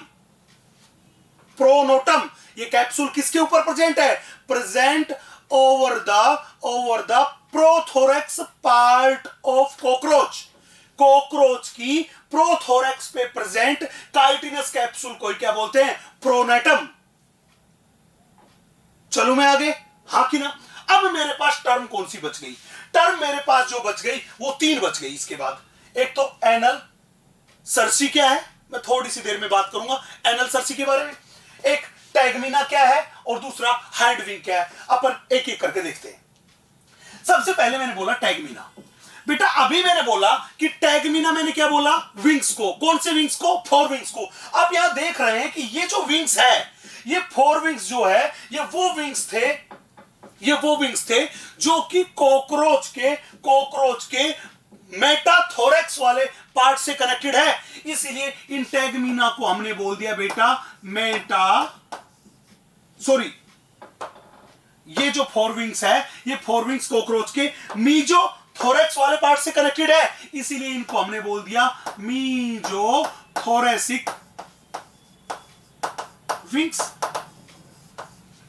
और ये मीजो थोरेसिक विंग्स जो होते हैं, ये कितने पेयर है बेटा, दिखाई दे रहा है, ये मेरे पास नंबर में 2, एक तो इस साइड और इस साइड, इसलिए टोटल कितने पेयर हुए, टोटल कितने हुए 2, कितने पेयर हुए 1 पेयर, हाँ कि ना। अब ये टैगमीना वाले जो विंग्स होते हैं, ये आपको डार्क कलर के दिखाई दे रहे हैं, जबकि ये वाले आपको लाइट कलर के दिखाई दे रहे हैं, हाँ कि ना। तो इसलिए हमने कहा कि टैगमीना जो है वो अपने पास है ओपेक, डार्क एंड लेदरी।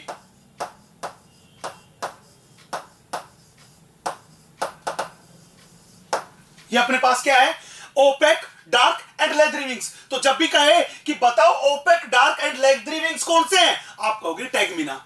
सवाल था सर टैगमीना का क्या काम है, बेटा ये टैगमीना जो है ये नॉन फ्लाइटिंग विंग्स है, मतलब इनका फ्लाइटिंग में कोई भी रोल नहीं है। पहला तो मैंने बताया था कि कॉकरोच जो है वो एक फास्ट रनिंग एनिमल है, दौड़ता ही बहुत कम है, हाँ कि ना। तो जो थोड़ी बहुत फ्लाइटिंग करता भी है वो, तो वो किसकी वजह से करता है, हाइंड विंग्स की वजह से, टैगमीना की वजह से नहीं करता। तो मैंने कहा ये अपने पास है, ये कैसे हुए, नॉन फ्लाइटिंग विंग्स। कैसे, नॉन फ्लाइटिंग विंग्स है। तो सवाल था कि इन टैगमीना का फंक्शन क्या है, फंक्शन क्या है, ध्यान रखना बेटा। ये टैगमीना जो है, यहां पे देख सकते हैं, टैगमीना कॉकरोच की पूरी बॉडी को ढक रहा है यहां तक, हाँ कि ना। जब ये पूरी की पूरी बॉडी को ढक रहा है, तो मैं कहूं कि इसका काम है बॉडी को कवर करना या बॉडी को प्रोटेक्शन प्रोवाइड करना, हाँ कि ना। तो मैंने बोला इसका काम है बॉडी प्रोटेक्शन, बॉडी को कवर करना या बॉडी को प्रोटेक्शन प्रोवाइड करना। वो किसका काम हुआ, टैगमीना का। दूसरे यहां पे जो विंग है उनको अपन बोलते हैं बेटा हाइंड विंग्स।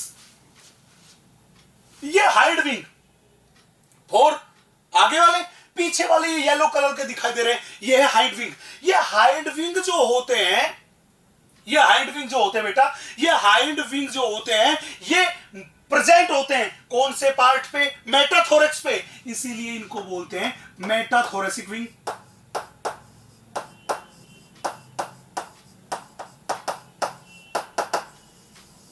कितने पेयर, 1 पेयर। कितने पेयर होते हैं, 1p का मतलब 1 पेयर होते हैं। ये जो विंग है, ये इन विंग के कंपैरिजन में बहुत हल्के होते हैं और साइज में भी क्या होते हैं, छोटे। एंड ये विंग जो होते हैं ट्रांसपेरेंट। तो मैंने बोला कि हाइंड विंग्स जो होते हैं वो अपने पास है ट्रांसपेरेंट एंड मेम्ब्रेनस विंग्स। ये मेरे पास कैसे है, ये अपने पास है ट्रांसपेरेंट एंड मेम्ब्रेनस विंग्स है। कौन से wings, hind wings. Transparent and membranes wings है, कौन से, हाइंड विंग्स। और ये हाइंड विंग्स जो ही होते हैं, ये ही फ्लाइटिंग के लिए रेस्पॉन्सिबल है, इसलिए इनको बोलते हैं फ्लाइटिंग विंग्स। इसलिए मैंने बोला इनको क्या बोल दिया, इनको अपने बोल दिया फ्लाइटिंग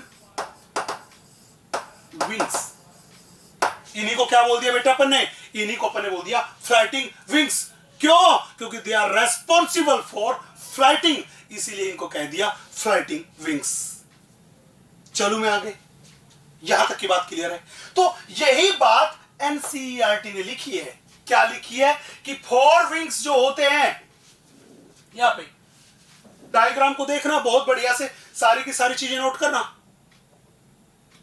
कर लिया, अब देखिएगा यही बात एनसीईआरटी ने लिखी है। क्या, 4 विंग। 4 विंग को बोला मीजोथोरेसिक विंग। क्यों, क्योंकि ये कहां से निकले, मीजोथोरेक्स से। इन्हीं का दूसरा नाम है टैगमीना, हाँ कि ना। तो पहली line, first pair wing arise from mesothorax.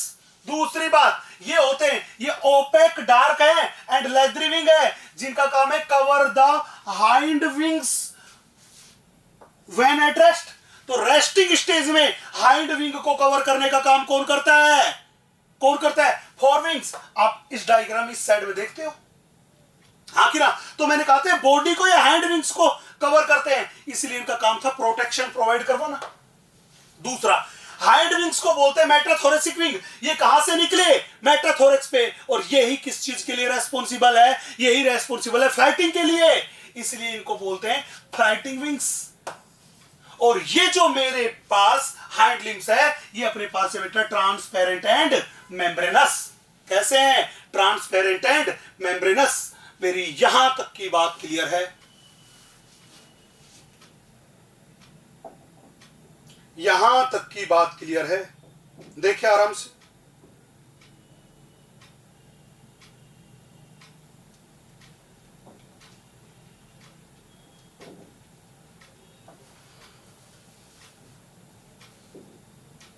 चले भैया, अब हम बात करते हैं इसकी बॉडी का तीसरा पार्ट। जो तीसरा पार्ट है वो मेरे पास है एब्डोमन। कौन सा पार्ट है? एब्डोमन। बच्चे एब्डोमन में बात करके चले तो एब्डोमन वाले पार्ट में टोटल नंबर ऑफ सेगमेंट्स जो होते हैं वो होते हैं 10 सेगमेंट्स।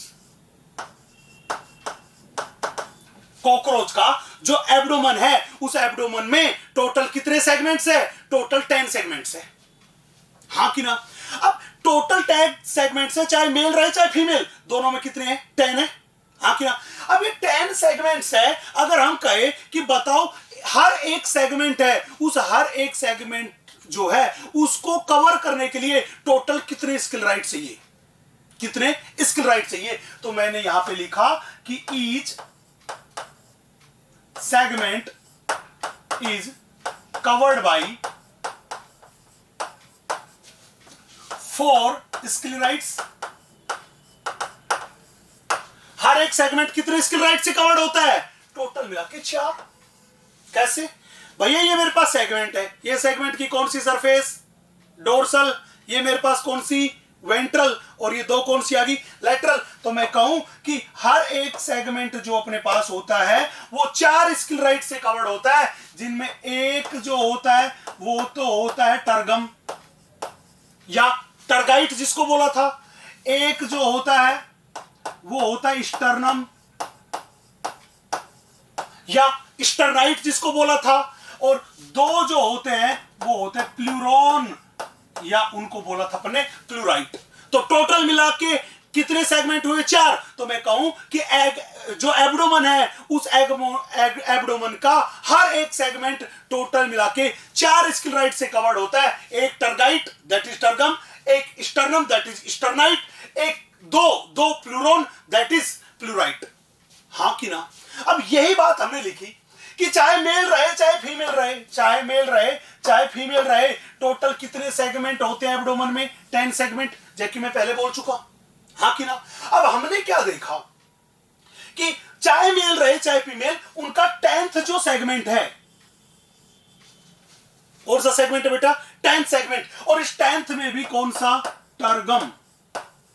टर्गम वाली साइड। टर्गम वाली साइड का मतलब 10th में भी डोर्सल सरफेस जो है, उस 10th सेगमेंट की डोर्सल सरफेस पे 1 पेयर प्रेजेंट होते हैं। क्या? फिलामेंटस स्ट्रक्चर, जिसको बोलते हैं एनल सर्सी। क्या बोलते हैं? Anal Cersei. तो जब भी बोले कि बताओ एनल सर्सी मेल में प्रेजेंट की फीमेल कॉकरोच में, तो बताना है दोनों में, चाहे मेल रहे चाहे फीमेल, दोनों में प्रेजेंट। कौन से सेगमेंट पे? 10वें पे। डोर्सल सरफेस पे कि वेंट्रल पे? डोर्सल सरफेस पे, मतलब 10वें नंबर के टर्गम पे प्रेजेंट। कितने जोड़ी? एक जोड़ी, मतलब 1 पेयर। हाँ कि ना। सवाल था सर इस एनल सर्सी का कार्य क्या था? बेटा ये एनल सर्सी जो है ये यहां पे प्रेजेंट साउंड रिसेप्टर्स हैं। एनल सर्सी क्या है यहां पे प्रेजेंट? ये कॉकरोच की बॉडी में प्रेजेंट साउंड रिसेप्टर्स हैं, जो कॉकरोच को साउंड के बारे में अवेयर कराने का काम करते हैं। हाँ कि ना। चले, कौन? Anal Cersei. कौन से पे? 10वें नंबर के टर्गम पे। चले, अब सवाल किया कि ये बात हमने की, वो तो कर ली कॉमन की, चाहे मेल रहे चाहे फीमेल, दोनों में कितने सेगमेंट? 10 सेगमेंट। और 10वें नंबर का जो सेगमेंट था दैट इज उसकी डोर्सल सरफेस टर्गम वाले पार्ट पे प्रेजेंट थे 1 pair anal Cersei. Sound receptor है, और मैंने बोला कितने हैं ये अपने पास? हमने बोला ये अपने पास 1 पेयर है। चलो मैं आगे। अब सवाल था कि स्पेशल इन फीमेल में बात करके चले, हाँ कि ना? देखिएगा, तो फीमेल में सेवंथ स्टर्नम, सेवंथ स्टर्नम का मतलब सातवां सेगमेंट जो था उसकी डोर्सल सरफेस के बारे में बात नहीं कर रहा। कौन सी सरफेस के बारे में बात कर रहा है? वेंट्रल के बारे में, क्योंकि स्टर्नम वो स्क्लेराइट है जो कौन सी सरफेस पे प्रेजेंट रहे? वेंट्रल। मतलब सेवंथ वाला जो स्टर्नम था उसकी वेंट्रल सरफेस स्टर्नम था, मतलब कि ये बात कर रहा है फीमेल कॉकरोच में वेंट्रल सरफेस के बारे में, हाँ कि ना? तो सेवंथ वाला स्टर्नम जो होता है वो बोट शेप्ड होता है। बहुत इंपॉर्टेंट लाइन है, कैसा होता है? बोट शेप्ड होता है। कौन सा? सेवंथ स्टर्नम, हाँ कि ना? अब ये मेरे पास seventh sternum plus eighth sternum plus ninth sternum, ये मेरे पास कितने हो गए टोटल? 3 स्टर्नम हो गए। सातवां, आठवां प्लस नौवां, ये तीनों के तीनों स्टर्नम मिलके फॉर्मेशन करते हैं। वो फॉर्मेशन करते बेटा किसका? ब्रूड और जेनेटल पाउच का। फीमेल जेनेटल पाउच या फीमेल जेनेटल ब्रूड का फॉर्मेशन किससे हुआ?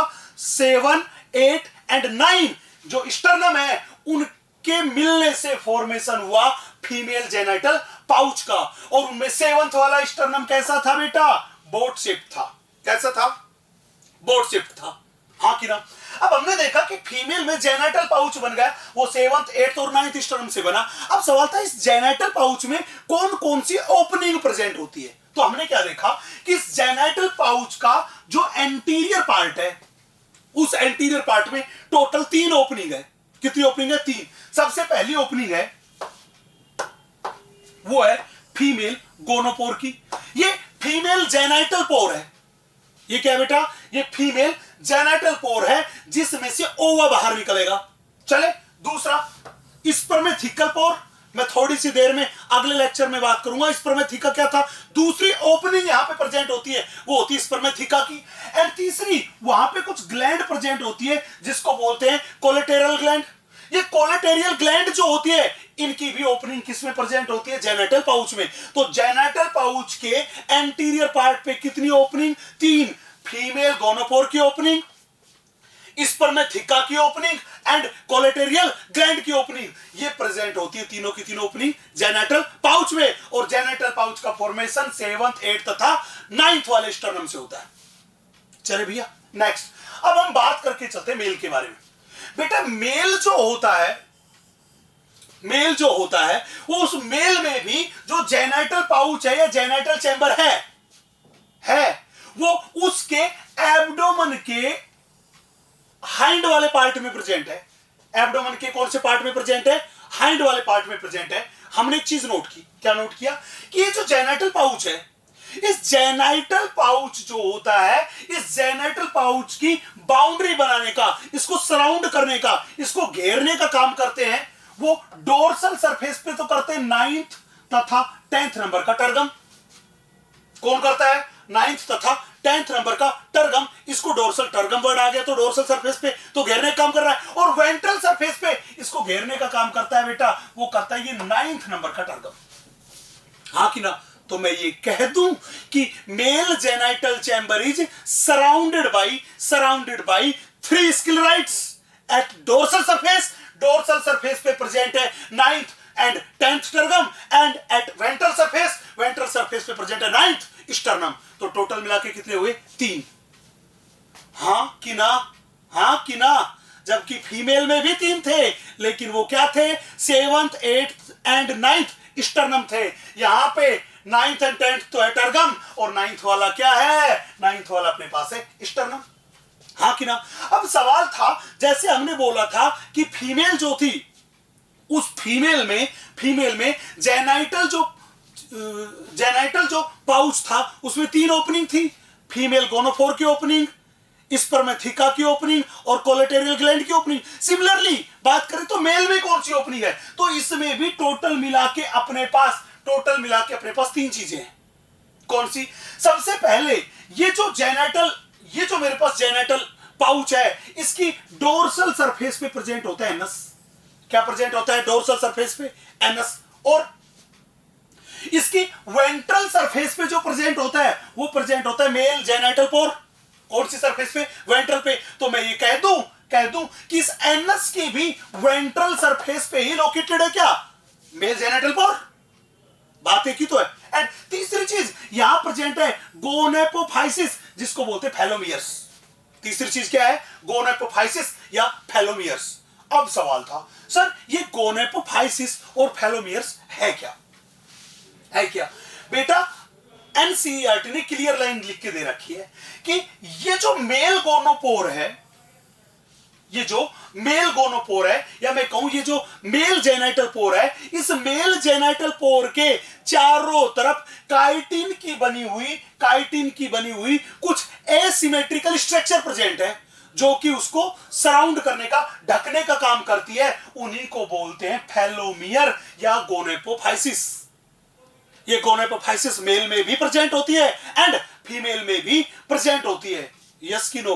तो जब भी बोले कि गोनेपोफाइसिस या फैलोमियर्स क्या है, तो आप कहोगे chitinous asymmetrical structure surrounding the male gonophore, कि मेल गोनोफोर के चारों तरफ प्रेजेंट काइटिनस एसिमेट्रिकल जो स्ट्रक्चर है, काइटिन की बनी हुई जो स्ट्रक्चर है, उन्हीं को बोलते हैं फैलोमियर्स या गोनेपोफाइसिस। चले अब एक बहुत इंपॉर्टेंट बात बेटा, मेल जो होता है उस मेल में होता है मेल कोपुलेटरी ऑर्गन। मेल में क्या होता है? मेल में होता है मेल कोपुलेटरी ऑर्गन, और वो मेल कोपुलेटरी ऑर्गन होता है, वो होता है बेटा वन पेयर। क्या होता है? One pair. तो क्या कह रहा है? Male bear a pair of short thread like anal style. बेटा ये एनल स्टाइल जो होता है, ये एनल स्टाइल है अपने पास, ये मेरे पास है male copulatory organ. Copulatory organ क्या होता है बेटा? ये वो ऑर्गन है जिसके थ्रू मेल फीमेल से सेक्सुअल इंटरकोर्स करता है, जिसको अपन बोलते हैं एनल स्टाइल। और ये एनल स्टाइल जो होता है, ये एनल स्टाइल होता है बेटा नाइन्थ, ये एनल स्टाइल जो होता है ये मेरे पास होता है नाइन्थ स्टर्नम पे।